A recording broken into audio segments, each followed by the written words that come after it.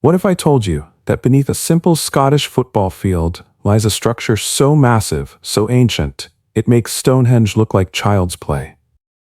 In July 2025, archaeologists broke ground on what they thought would be a routine school sports facility project near Carnoustie, Scotland. What they unearthed instead completely shattered everything we thought we knew about ancient Britain. This is the story of Scotland's most shocking archaeological discovery. A colossal timber hall that predates Stonehenge by 1,000 years and reveals that our ancestors were far more sophisticated than we ever imagined. Stick around, because by the end of this video, you'll understand why this single discovery is rewriting history books across the globe. Before we dive into this incredible journey, make sure to hit that subscribe button and ring the notification bell. You won't want to miss our upcoming deep dives into archaeology's greatest mysteries. Let's set the scene. It's July 2025, and Angus Council has approved the construction of 2 outdoor football pitches on farmland at Balmansea Road in Carnoustie, a quiet town in Angus, Scotland.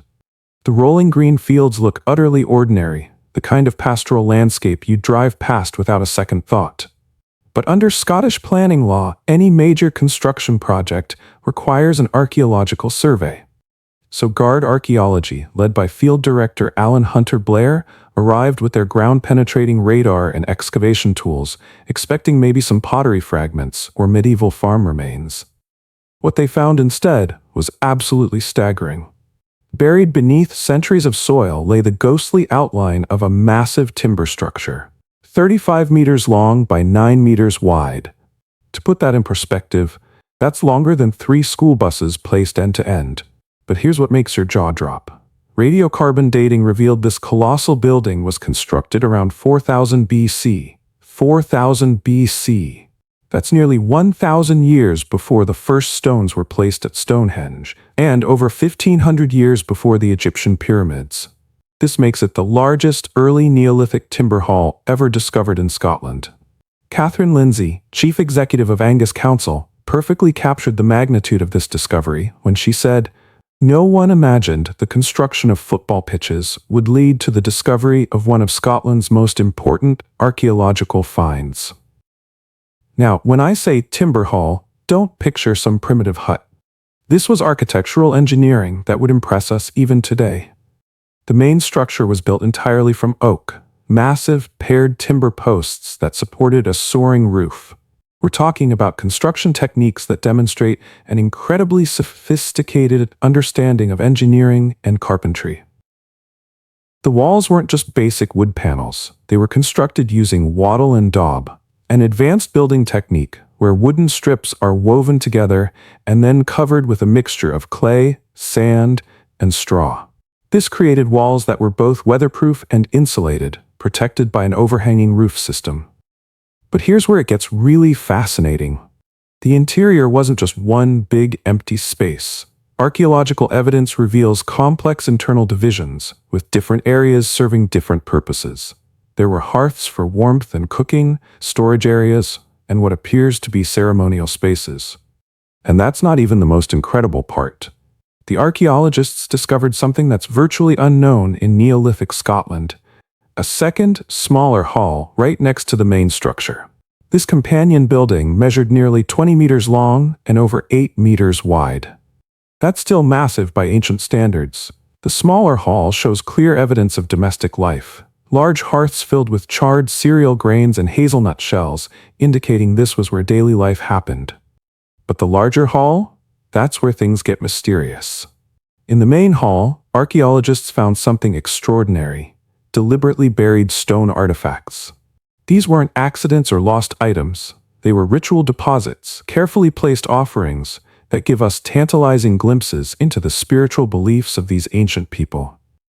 Among the finds were polished stone axes, some made from materials that came from hundreds of miles away. There was pitch stone from the Isle of Arran, smoky quartz from the Scottish Highlands, and even a rare garnet albite schist axe that represents trade connections spanning vast distances.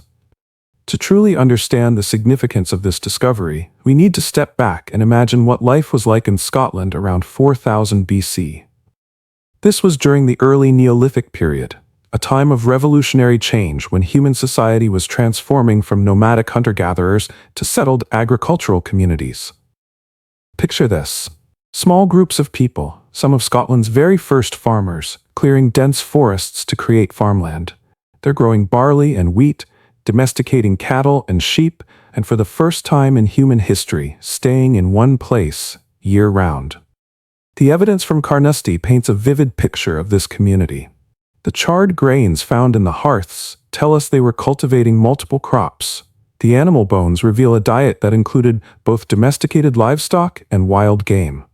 They were hedging their bets, combining new farming techniques with traditional hunting skills. But here's what's particularly fascinating. The abundance of hazelnut shells suggests autumn was a crucial season for this community. Beverly Ballin Smith, one of the lead archaeologists, noted that the availability of hazelnuts in autumn is a strong indicator that season was an important one for meeting, feasting, and celebrating. Imagine the scene. As autumn arrived and the hazelnuts ripened, people from across the region would converge on Carnoustie. The elevated location of these timber halls, positioned near natural travel routes, made them perfect gathering spots for seasonal festivals and trade. And the trade connections were absolutely remarkable. Remember those exotic stone tools? They prove these people weren't isolated. They were part of a vast network that stretched across Scotland and beyond. Goods were flowing in from the Isle of Arran, from the Scottish Highlands, possibly even from continental Europe. This level of organization tells us something profound about Neolithic society. Building a structure this massive required planning, cooperation, and social hierarchy. Someone had to organize the labor, source the materials, and coordinate the construction. We're looking at evidence of complex social structures, possibly chiefs or councils that could mobilize entire communities for massive construction projects. If you're fascinated by ancient civilizations and how our ancestors lived, hit that subscribe button. We're exploring humanity's most incredible early achievements every week. So we know what they built and how they built it, but the biggest question remains: why? What was the purpose of these massive halls, and why did these early farmers invest so much time and resources into creating them? The evidence suggests these weren't just big houses. The ritual deposits in the main hall, those carefully buried stone axes and tools, point to ceremonial functions. This was a place where spiritual and religious activities took place. The halls likely served as the beating heart of the community. Picture harvest festivals where hundreds of people gathered to celebrate successful crops. Imagine marriage ceremonies that united different families and clans. Think about councils where disputes were settled and decisions about farming and trade were made. This pattern wasn't unique to Scotland. Similar timber halls from the same period have been found across Northern Europe, in Denmark, Germany, and the Netherlands. What we're seeing is evidence of a shared cultural tradition that spanned vast distances. But here's what makes Carnoustie special. Most other Neolithic halls found in Scotland were isolated, standalone structures. The discovery of two halls working together suggests something unprecedented, possibly Scotland's first permanent ceremonial complex.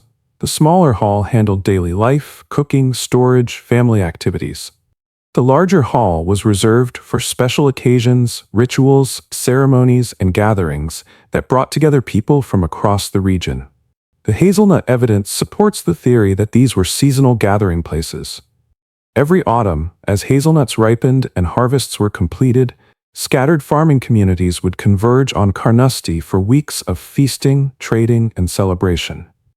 But it was more than just practical. The deliberate burial of valuable tools suggests these halls had deep spiritual significance. They may have been seen as sacred spaces where the community connected with their ancestors, their gods, or the forces of nature that controlled their harvests. To truly grasp the magnitude of this discovery, let's put it in historical perspective. When these timber halls were built around 4000 BC, human civilization was just beginning to take shape. The Great Pyramid of Giza wouldn't be built for another 1500 years. Stonehenge was still 1,000 years in the future. The wheel hadn't even been invented yet. And yet, here in Scotland, people were constructing massive, sophisticated buildings that required advanced planning and engineering. The comparison with Stonehenge is particularly striking. Both were massive construction projects that required coordinating hundreds of people. Both served ceremonial functions and drew visitors from vast distances. The Carnoustie halls came first. They're the ancestors of monuments like Stonehenge. This discovery also connects Scotland to a broader European story. Similar timber halls from this period have been found across northern Europe, suggesting a shared cultural tradition among early farming communities. Scotland's halls show unique characteristics: the pairing of domestic and ceremonial buildings, the specific ritual deposits, the integration with seasonal gathering patterns. What makes this discovery truly revolutionary is how it challenges our assumptions about Neolithic society. For decades, archaeologists viewed this period as relatively primitive, small, scattered farming communities living simple lives. But Carnoustie proves that's wrong. These people were capable of massive construction projects, complex social organization, and sophisticated trade networks. They weren't just surviving, they were creating culture, art, and monuments that lasted millennia. This discovery also reshapes our understanding of famous sites like those in Orkney. The magnificent Neolithic monuments at Skara Brae and the Ness of Brodgar have long been considered the pinnacle of Scottish prehistoric achievement. But Carnoustie is older. It's the foundation from which those later achievements grew. We can now trace a direct line of cultural development from these early timber halls to the stone monuments that followed. The organizational skills, the ceremonial traditions, the ability to mobilize large workforces, all of this started with communities like the one at Carnoustie. But like all great archaeological discoveries, Carnoustie raises as many questions as it answers. There are mysteries here that may never be fully solved, enigmas that continue to puzzle researchers. One of the biggest puzzles is why these magnificent halls were abandoned. Around 3600 BC, after centuries of use, the ritual deposits stopped. The buildings fell into disrepair and were eventually buried by time and weather. But why? Some researchers suggest climate change may have played a role. The early Neolithic period experienced significant environmental shifts that could have affected agriculture and forced communities to relocate. Others think it was social change. Perhaps new religious beliefs replaced the old ceremonies. Maybe political upheavals disrupted the trade networks that brought people together. Or possibly the community simply grew too large for this type of organization. Another tantalizing mystery: was Carnoustie unique or part of a larger network we haven't discovered yet? Modern archaeological techniques are revealing more and more Neolithic sites across Scotland. Could there be other timber halls still hidden beneath farmers' fields? LiDAR technology, laser mapping from aircraft, is revolutionizing archaeology by revealing ancient structures buried beneath vegetation and soil. Recent LiDAR surveys across Scotland have identified numerous previously unknown archaeological sites. How many more Carnousties are waiting to be discovered? Here's another puzzle. Around 1400 BC, over 2,000 years after the halls were abandoned, Bronze Age people returned to this exact spot. They built a smaller roundhouse directly over the foundation of the Great Hall. But here's the mystery: they also buried a valuable hoard of bronze weapons and jewelry nearby. Did these Bronze Age people know about the ancient significance of this location? Or was it just coincidence? The hoard includes a magnificent bronze sword, spearheads, and ornate jewelry, clearly the possessions of someone wealthy and important.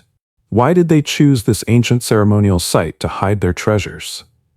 This suggests something profound. The spiritual significance of Carnoustie may have persisted for thousands of years, passed down through oral traditions even after the original buildings crumbled. The landscape itself became sacred, drawing people back across millennia. The discovery of Carnoustie is also a testament to how modern technology is revolutionizing archaeology. This find would have been impossible without cutting-edge techniques that allow us to see beneath the earth without digging. Ground-penetrating radar, GPR, was the hero of this discovery. This technology sends radio waves into the ground and analyzes the reflections to create detailed maps of buried structures. The GPR survey at Carnoustie revealed the distinctive rectangular outlines of the halls before a single shovel touched the soil. Across Scotland, LiDAR surveys are revealing the landscape's hidden archaeological treasures. This laser-based technology can penetrate forest canopies and detect subtle ground variations that indicate buried structures. Dozens of previously unknown Neolithic sites have been discovered this way. Once the structures were uncovered, sophisticated dating techniques confirmed their incredible age. Radiocarbon dating of charcoal from the hearths provided precise dates around 4000 BC. Pollen analysis revealed what crops they grew and what the environment was like. Even more impressive, trace element analysis of the stone tools revealed their origins hundreds of miles away. Scientists can now determine not just what these ancient people made, but where they got their raw materials and how extensive their trade networks were. 3D laser scanning creates detailed digital models of every artifact and structural remain. These models allow researchers worldwide to study the finds in incredible detail. Virtual reality reconstructions let us literally walk through these ancient buildings as they would have appeared 6,000 years ago. This technology means we're on the brink of incredible new discoveries. There are estimated to be thousands of unexcavated archaeological sites across Scotland. As surveying technology improves and becomes more affordable, we'll undoubtedly uncover more surprises that challenge our understanding of the past. Amateur archaeologists and metal detector enthusiasts are also contributing to these discoveries.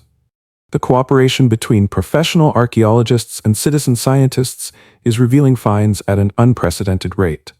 But this technological revolution also highlights the urgency of archaeological preservation. Climate change, development pressure, and agricultural intensification threaten countless sites. Every year, important archaeological evidence is lost forever. If you're passionate about uncovering the secrets of the past and want to stay updated on groundbreaking discoveries like this one, make sure to subscribe and hit that notification bell.